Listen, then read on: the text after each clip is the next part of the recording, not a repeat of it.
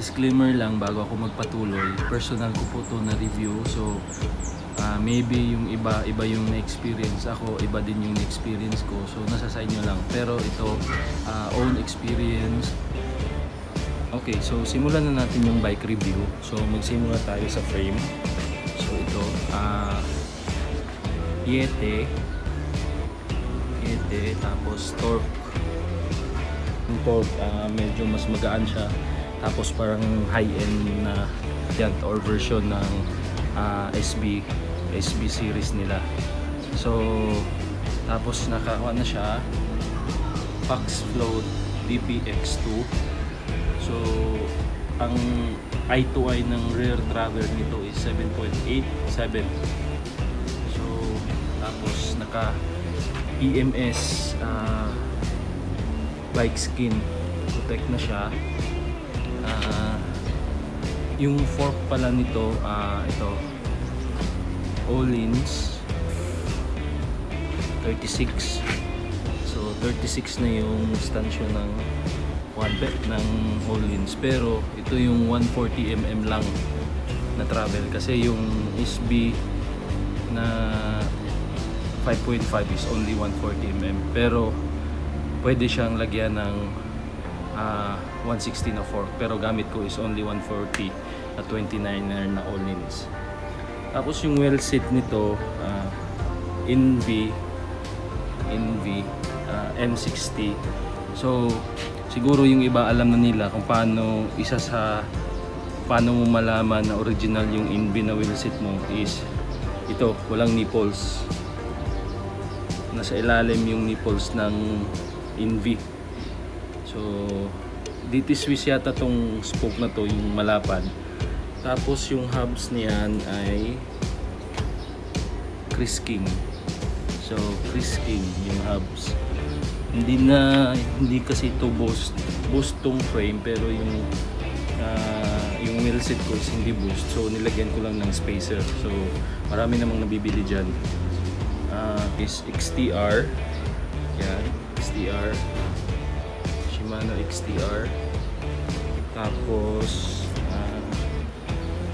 yung dropper post nito is yung command dropper post ng Specialized. Tapos yung saddle nito is Specialized, medyo may pintura. Specialized na saddle. Tapos ano pa ba?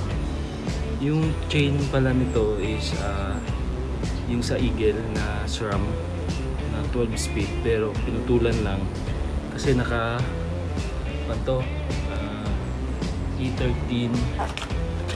E13 na 946 11 speed.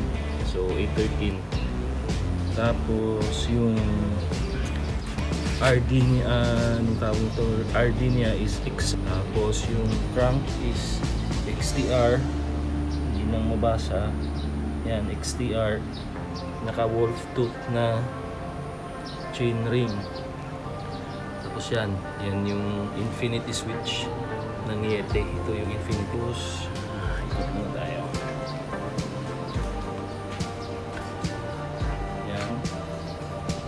Yan yung brake niya, Xtr.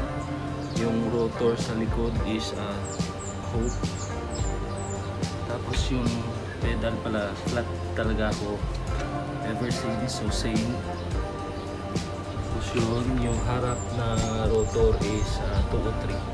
Tapos yan Xtr na brake set.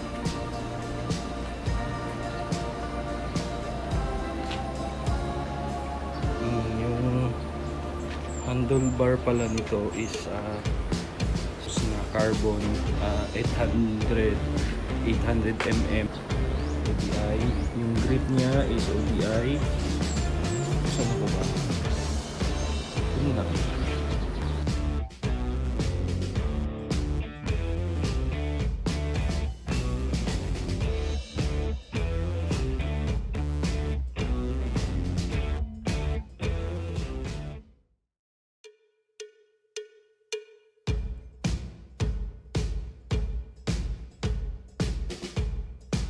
Tapos na natin na ikot yung kabuuan ng bisikleta at saka yung parts niya. So basically, piling-pili ko talaga yung parts niya. ako ng frame. Yan na yung rear shock. So yung fork niya na Ohlins, 140mm lang yung travel niyan. Naghahanap pa kasi ako ng 160 na 29er. Medyo kapos muna sa budget this time. So yan na muna. Pero maganda pa rin yung Ohlins na yan. Nung nilabas nga yung Ohlins dito sa Philippines, mahal, nasa 70,000 yung fork nila. So itong SB 5.5 ko, di ko to nakuha ng brand new. Second hand siya. Ako, ito pala 11 speed lang. Pero itong 9 to 46 kaysa yung 10 to 50 ng Eagle. But so far, okay naman para sa akin. Depende kasi sa gamit mo eh. Ako, okay na ako kasi yung Eagle, mahaba ko kasi yung RD niya. So, palaging tumatama. Nakatry na ako ng SRAM Eagle na RD. Yun nga, mga 2 beses ko lang nasakyan, tumatama sa bato.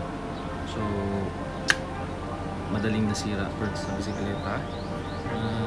Yung mga sinasabi ko lang po is kung ano yung mga nakikita ko sa internet, mga reviews. Tapos, kung ano lang din yung personal experience ko sa bisikleta. Yung iba kasi nagtatanong kung yung Yeti SB5.5 na 140 lang yung travel, pwede ba daw gamitin sa Enduro? Yes, pwede siya. Actually, Enduro trail talaga itong bisikleta na to. Nung naging uso yung 29er sa Enduro, parang lumit din yung requirements ng travel na 140 kasi nakukompensate ng frame tsaka yung wheels all around na siya na bisikleta. So, yung iba, pinapalitan nila yung harap ng 20, yung iba, pinapalitan nila yung dito ng 27.5 usong harap, 29. Uso ngayon yan. Yung iba kasi na pang Enduro bike, mahaba yung travel. Well, para naman sa akin, okay lang yun kasi depende lang din yun sa paggamit mo at pagkagamitan mo.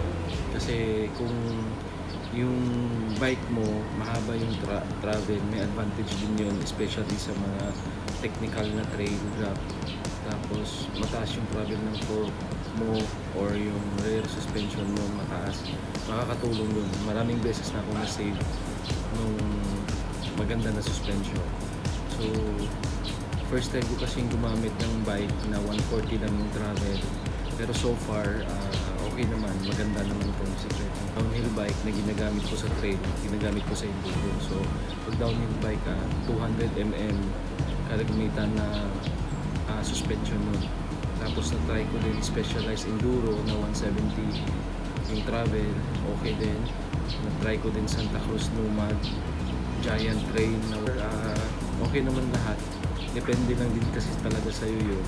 Tapos, depende lang din sa budget mo kung ano kaya mo. Maraming yung nag-hard tail din dyan na ginagamit sa Enduro din yung bike nila. Safety first lang palagi talaga. Yun lang yung kailangan. So, tapos enjoy mo lang yung bike mo kung anong meron ka. Tapos, pag medyo kaya-kaya mo na, then upgrade.